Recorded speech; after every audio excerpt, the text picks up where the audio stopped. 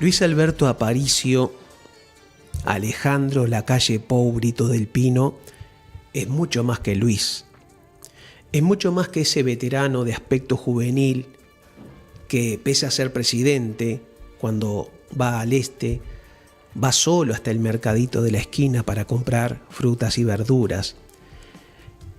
Es mucho más que aquel que sale a pasear de compras con su hija, lo cual está muy bien, por cierto. O aquel que abraza a los negritos del Congo, que hace deportes, sobre todo surf. Es aquel que si le pides una selfie, no solo acepta sacarla, sino que la saca él mismo. Es aquel que hace babear a Ismael Cala cuando el periodista norteamericano, creo que es cubano, le pregunta a quién le atiende siempre el teléfono y él responde: a mi madre. Si hubiera dicho a mi mamá, hubiera logrado que se le cayeran las lágrimas. Es aquel que se presenta de sorpresa cuando una chica cumple 15 años y su sueño era conocer al presidente. Es aquel que va y se come una húngara en la pasiva, aparentemente a solas, como cualquier mortal.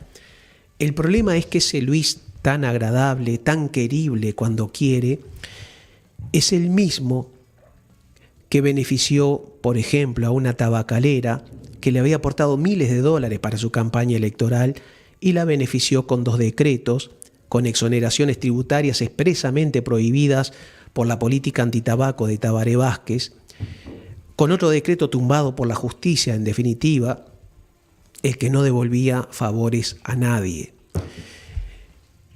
Ese otro Luis implica el regreso del gatillo fácil, del garrote fácil, de la prepotencia uniformada, del dedazo, el tarjetazo, el amiguismo, el nepotismo y el tráfico de influencias.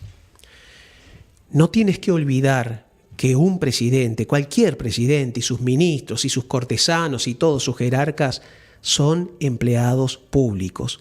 El sueldo y los privilegios que ellos reciben proviene de tu bolsillo. Son funcionarios públicos, están para servir, no para ser servidos. Pero mientras tú no comprendas esto, la culpa va a ser tuya y no de ellos.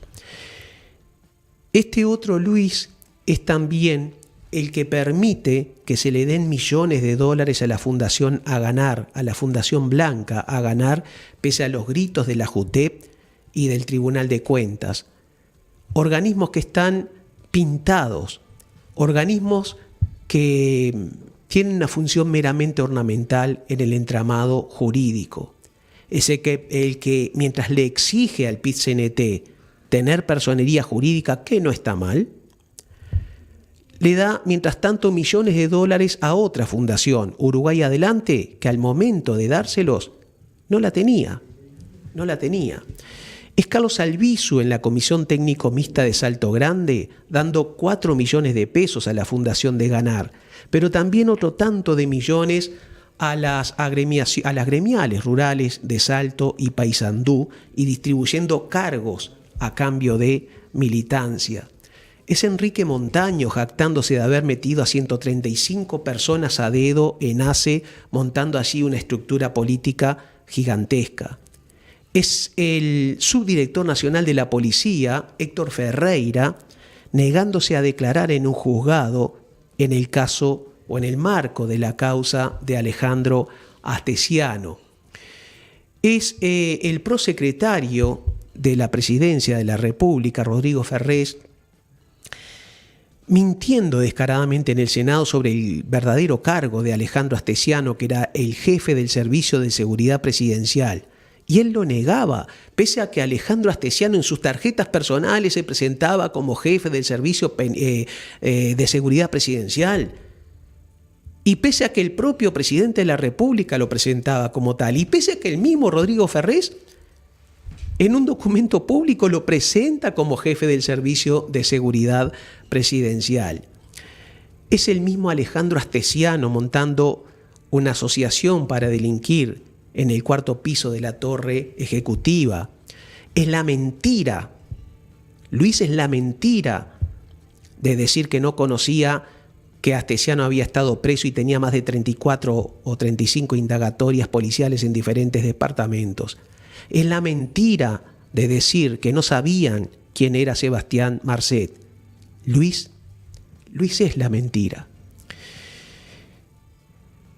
Luis es también una economía que crece mientras crece la pobreza.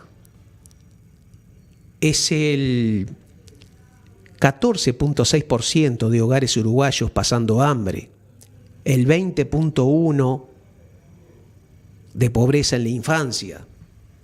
Son las 10.000 becas recortadas a los estudiantes. O sea, el mismo que abrazaba a la quinceañera le estaba recortando becas a sus compañeros. Es Martín Lema criminalizando a las familias que organizaban ollas populares, movilizadas por el hambre, pero también por un gran sentimiento de solidaridad. Es Bustillo complotando para engañar al Senado y a la justicia. Es Heber entregando nuestra soberanía vía portuaria. Es José Reyes Segade, encargado de comercio en la embajada que tenemos en Argentina. ¿Cuáles son sus referencias profesionales? Bueno, tienen antecedente por contrabando, o sea que de comercio internacional sabe bastante. Es Juan Sartori negándose con uñas y dientes a declarar ante la JUTEP sobre la fortuna de su esposa. Es el haberte hecho creer que tu plata se la llevan los de abajo. Despertá, tu plata se la están llevando los de arriba. Luis es el duranbarbismo en su máxima expresión. Es el diputado Omar Esteves argumentando y votando en el Parlamento un fondo para el sector citrícola, lo cual está expresamente prohibido por la ley. ¿Por qué? Porque él es productor citrícola. Y nadie dijo nada, no pasó nada. Es la ministra de Economía, Azucena Arbeleche, beneficiando a las empresas de Isaac Alfi y de su propio esposo, con 2 decretos que incluían exoneraciones tributarias, créditos y tal, 2 decretos que tuvo que dejar de lado, que anular, pero claro, luego que estalló el escándalo, y mientras tanto, si pasa, pasa. Es Betingo,